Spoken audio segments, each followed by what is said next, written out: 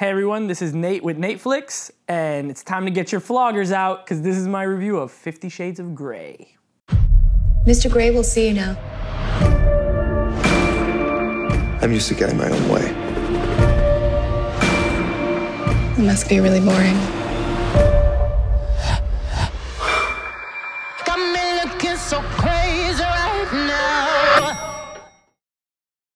Okay, so let me try and explain the story to you. Basically, there's this girl, her name's Anastasia.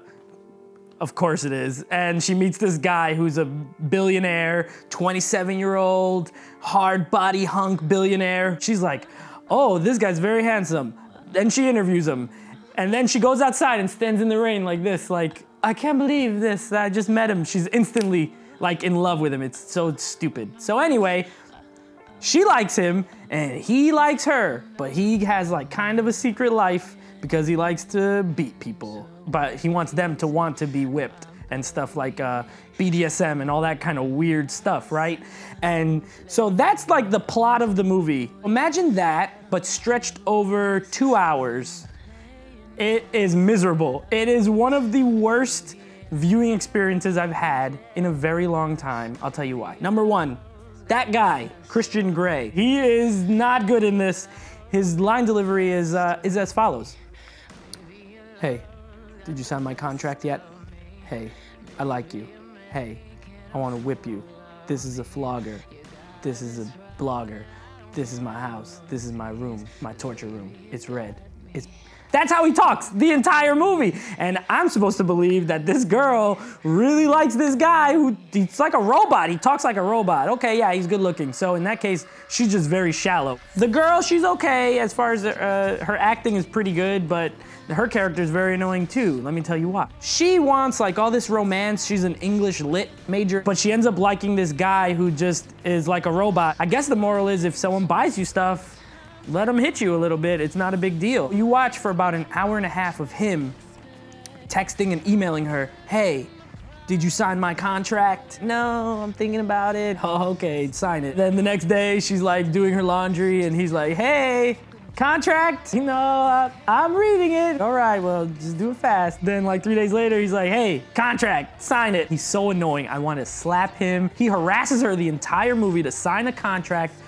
The contract basically states a bunch of stuff I can't say in this review because we keep it PG here. It basically says that I can hit you all the time. You're gonna like it. You're gonna want it. He says something kind of like crude or vulgar or weird, and she just goes, ooh, that's interesting. I like that.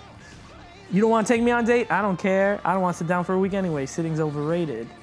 Let's just go back to your place and then take me to your dungeon. He takes her to his dungeon. He pulls down a drawbridge. He's like, I'm gonna tie you to this. And she's supposed to be like, oh, please do. So dumb. Now I read beforehand that the book, it started as like Twilight fan fiction. Totally see it. I'm gonna give you all the comparisons. Is literally Twilight, except one different. The guy, he's just like Edward, right? He's mysterious. The girl likes him, but she doesn't really know why. He doesn't really talk much, and when he does, you just want him to stop. Then you got the girl. Now, this girl is much more interesting than Bella from Twilight. That girl just, she's miserable. This girl at least is like somewhat like spunky a little bit, but still she's drawn to this guy for no reason. Nobody knows. Then there's the third guy, the brown guy. And in Twilight, it's Jacob. And in this one, it's Jose. And that guy has no shot. So you may as well just forget him. Like he's there, but you know, this is not gonna happen. And essentially, rather than the guy's secret being that he's a vampire, this guy's secret is that he likes whips and chains. And the difference is that in Twilight, when she finds out that he's a vampire, she's like, bite me, make me a vampire, I wanna live forever. And in this movie, she's kind of like, that's a little weird, like a normal person would be. And he's like, I wanna hit you, sign my contract. So if you take Bella's desire to be a vampire and switch it to this guy's desire to whip her and make her sign papers, that's it. So it's pretty much Twilight, but rated R with Beyonce music. So it's got really bad acting for the most part. The girl's pretty good, everyone else sucks. Really bad dialogue. It has a lot of nudity, so I guess if that's your thing, the whole last hour, they're pretty much naked and then it ends. And I was like, yes! And we ran out of that theater. We ran out. And I regret it, and I want that 2 hours back. It's 2 hours, feels like 4. So I'm gonna give the movie a 0. I give it nothing. It's terrible. If you read the book, I guess you're gonna wanna see it, but I can't imagine anyone liking it. If you could walk out of that movie and say, I liked it, it was pretty good, we're not friends. Just skip it, don't even see it, it's terrible.